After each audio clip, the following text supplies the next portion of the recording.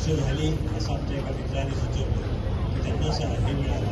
ज्ञानपीठ काळामध्ये एक लेख लिहिला आणि तो लेख लिहिताना त्याच्या पुढच्याच वर्षी 74 साली मराठीला ज्ञानपीठ मिळालं. तर माझ्या डोक्यात त्यावेळेस असं आलं होतं की मराठीला जर 50 वर्ष होत असतील ज्ञानपीठची तर त्याचं कुठेतरी कौतुक झालं पाहिजे, त्याचा कुठेतरी उल्लेख झाला पाहिजे, गौरव झाला पाहिजे. म्हणून त्यांना सहज म्हटलं आपणच करूया आणि हा बोलायचं.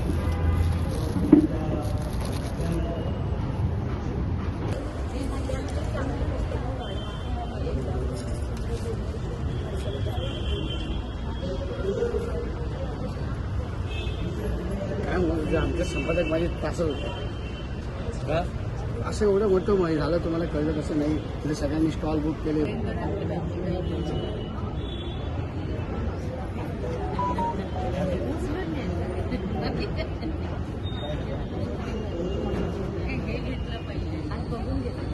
होत आहे म्हणजे त्यांच्याकडे बघून हे न करता त्यांनी जे स्टेज निर्माण केलेलं आहे, वातावरण निर्मिती केली, त्याबद्दल त्यांचं खरंच मनापासून अभिनंदन आणि खूप खूप शुभेच्छा. मी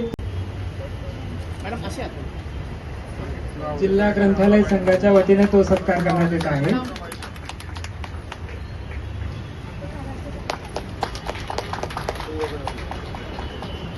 मंजिरीजी बंद करा. नंतर मी बोलवते आहे श्री संपत जाधव यांना.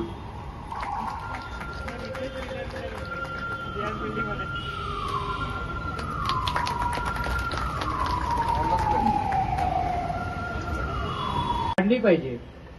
वाचकाला हवा तो ग्रंथ एकाच ठिकाणी उपलब्ध झाला पाहिजे आणि ग्रंथालाही वाचक मिळाला पाहिजे. हा खरा आपल्या शहरात आपले ग्रंथोत्सव सुरू आहे. जवळपास आता 15 जिल्ह्यांमध्ये हे ग्रंथोत्सव आपले झालेले आहेत. उर्वरित जिल्ह्यांमध्ये देखील हे ग्रंथोत्सव. एक आमचे कार्यतत्पर जिल्हा ग्रंथालय अधिकारी श्री संजय बनसोडजी, उपस्थित सर्व आपण ग्रंथालय कार्यकर्ते, वाचक बंधू आणि भगिनींनो. आणि म्हणून इंटरनेट ही आता काळाची गरज नाही, जगण्याचा श्वास झालाय. आर्टिफिशियल इंटेलिजन्स ही उद्याची नाही आजची भाषा झाली आहे.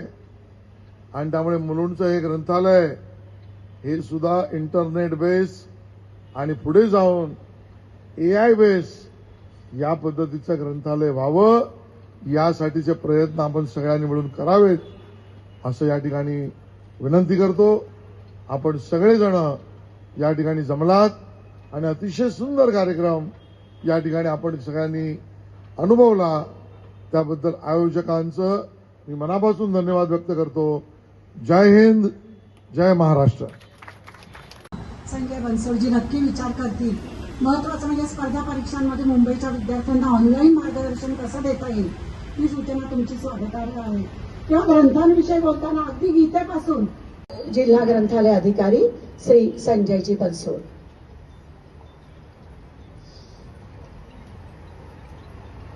धन्यवाद मॅडम. ती तंत्रज्ञान व सांस्कृतिक कार्य तथा पालकमंत्री मुंबई उपनगर तसेच मान्य प्रभारी ग्रंथालय संचालक अशोक गाडेकर साहेब.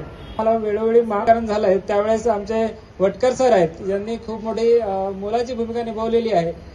तसेच तिथे यंग कॉन्ट्रॅक्टर असलेले सोहेल च्या निमित्ताने या ठिकाणी आपल्याला 20 स्टॉल म्हणजे एका छत्रछायाखाली आपण जेव्हा म्हणतो की आज आपल्याला हाही मुख्य उद्देश आम्ही डोळ्यासमोर ठेवलेला आहे.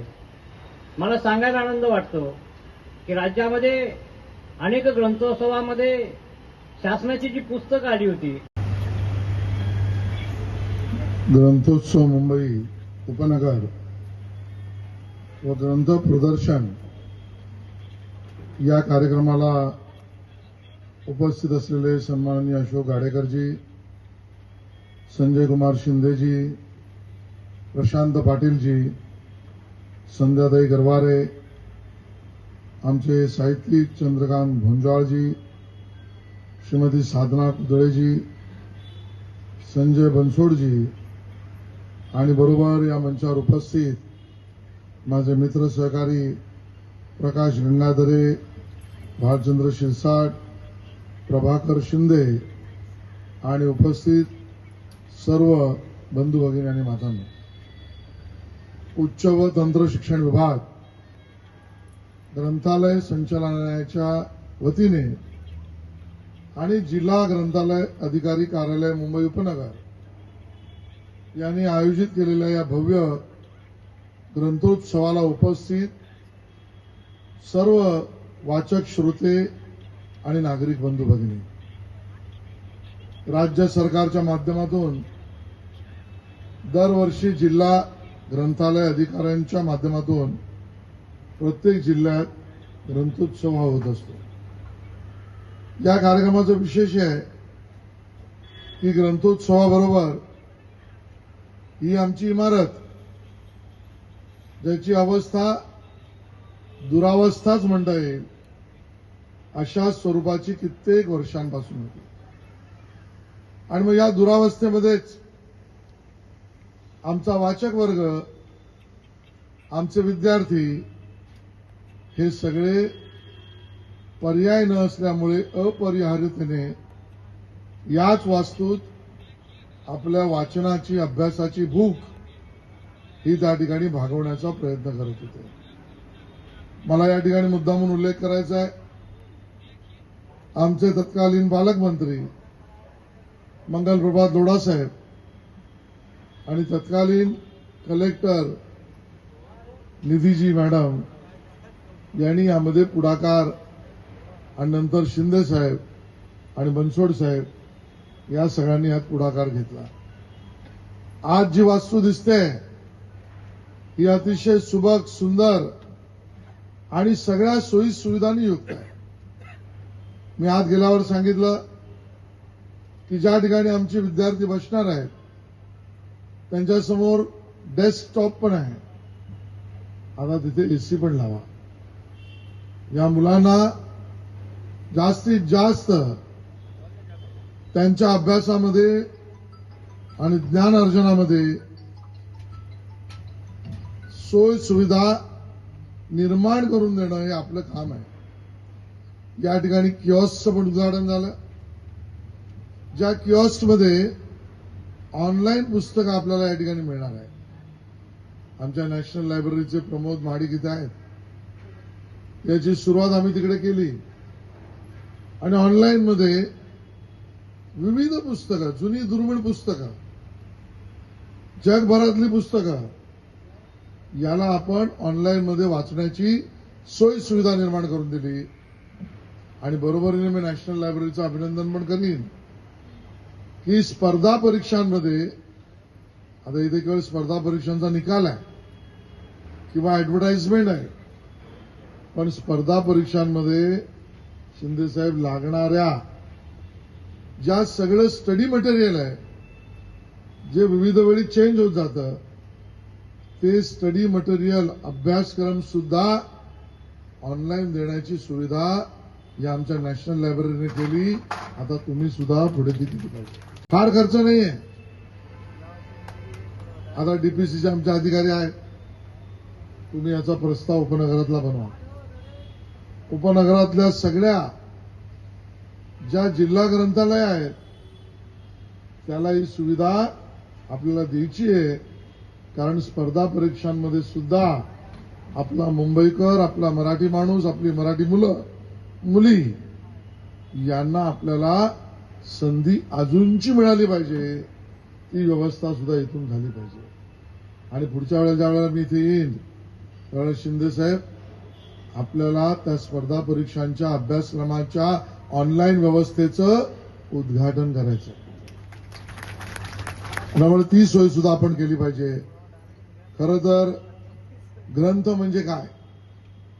ग्रंथ म्हणजे रचनांचा समुदाय, ग्रंथ म्हणजे आरसा, ग्रंथ म्हणजे ज्ञानाचं भांडार, आणि ग्रंथ म्हणजे आपला शिक्षक, ग्रंथ म्हणजे आपला गुरु, ग्रंथ म्हणजे आपला आध्यात्मिक गुरु. अशा पद्धतीची ग्रंथाची ओळख ही प्रत्येकाला आपल्या आयुष्यात असते. मानवी मनाला जसं पोटाला खाद्य लागतं तसं मनाला वैज्ञानिक आध्यात्मिक दृष्टी व त्या दृष्टीबरोबर ज्ञान वाढवण्याची संधी ही आपल्याला ग्रंथातून मिळत असते. आणि म्हणून नीट विचार केला तर लक्षात येईल, देशाच्या स्वातंत्र्य लढ्यापासून संयुक्त महाराष्ट्राच्या चळवळीपर्यंत किंवा जगभरातील मोठी मोठी आंदोलनं ज्यांनी केली ते सगळे ग्रंथ निर्माते होते, ते सगळे ग्रंथकार होते. आणि म्हणून महात्मा गांधी घ्या, लोकमान्य टिळक घ्या, विनायक दामोदर सावरकर घ्या, महादेव गोविंद रानडे घ्या, छत्रपती शाहू महाराज घ्या, परमपूज्य भारतरत्न डॉक्टर बाबासाहेब आंबेडकर घ्या, महात्मा फुले घ्या, सावित्रीबाई फुले घ्या, ज्यांनी ज्यांनी नवनिर्माण केलं, नवविचार मांडला, त्यांनी ग्रंथ निर्मिती केली आहे. त्या ग्रंथ निर्मितीतून समाज परिवर्तनाची भूमिका मांडली आहे. आणि म्हणून सगळ्यात अगोदर तर भगवद्गीता हा आपल्याला मिळालेला महान ग्रंथ, जो मानवाला प्रत्येक संकट समयी चालण्याचा रस्ता त्या ठिकाणी दाखवतो आहे. महायुद्धात गीतेतून युद्धाचा मार्ग दाखवला. अधर्म समाजात वाढल्यावर धर्माने जगण्याची बुद्धी, युक्ती आणि प्रकृती त्या महान ग्रंथाने म्हणजे गीतेने दिली. पुढे जेव्हा देश पारतंत्र्यात होता, स्वातंत्र्य लढ्याच्या चळवळीमध्ये लोकमान्य टिळकांनी त्या ठिकाणी गीता रहस्य दिलं आणि विनोबा भावेंनी गीताही दिली. ही परंपरा ग्रंथ निर्मितीची मनुष्याच्या उत्क्रांतीची झालेली आहे.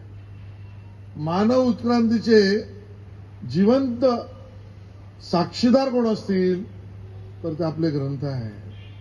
आणि म्हणून आपल्या लक्षात येईल, महामानव भारतरत्न डॉक्टर बाबासाहेब आंबेडकर यांनी लिहिलेला ग्रंथ मनुष्याला जगण्याची दिशा दशा आणि जगाला सुद्धा त्या ठिकाणी माहिती देणार आहे. हे वर्ष आपल्याला अजून महत्वाचं आणि आनंदाचं आहे.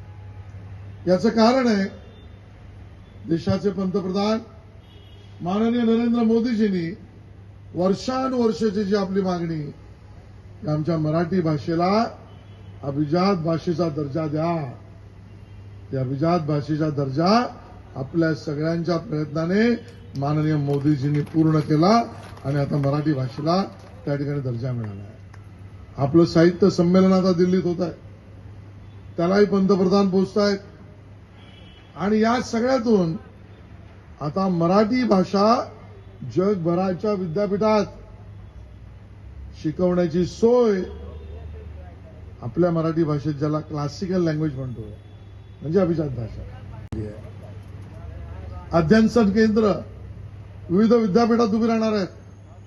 आणि म्हणून ग्रंथकार, ग्रंथपाल, ग्रंथवाचक याला येणाऱ्या काळामध्ये सन्मान आहे. अगोदरी होताच, पण आता गरज आहे. मराठी भाषा शाळेत आपण त्या ठिकाणी पुन्हा एकदा कंपल्सरी केली. काल परवा GR काढला माननीय मुख्यमंत्री देवेंद्रजींनी 100% सरकारी भाषेत मंत्रालय आणि सरकारच्या कामाचा निर्णय त्या ठिकाणी GR काढून घोषित केला. आणि म्हणून आपल्याला सगळ्यांना, मराठी माणसाला यापूर्वी जेवढं राजधर्माचं समर्थन हवं होतं त्यापेक्षा तर जास्त आता मिळालेलं आहे. कालच्याच कॅबिनेटमध्ये भालचंद्रजी, आपण इंजिनियर आहात, आम्ही माहिती तंत्रज्ञान विभागातर्फे पहिलं महाराष्ट्र हॅकॅथॉन 1.0 घोषित केलं आहे. आणि त्यामध्ये जे 4 विषय दिले, विद्यार्थ्यांना, युवकांना, स्वतंत्र चळवळीतल्या माणसांना, स्टार्टअप्सना, त्यामध्ये multilinguistic solution for government functioning, म्हणजे बहुभाषिक पद्धतीने सरकारी कामकाज चालवण्याच्या सॉफ्टवेअरची निर्मिती तुम्ही आम्हाला करून द्या. आपण आव्हान दिलंय, चॅलेंज दिलंय, याच्यासाठी पारितोषिक देतो. आणि त्यामध्ये प्रभाकरजी संस्कृत भाषेवर पण द्या, हे आपण त्या ठिकाणी समोर आव्हान आणि चॅलेंज दिलेलं आहे.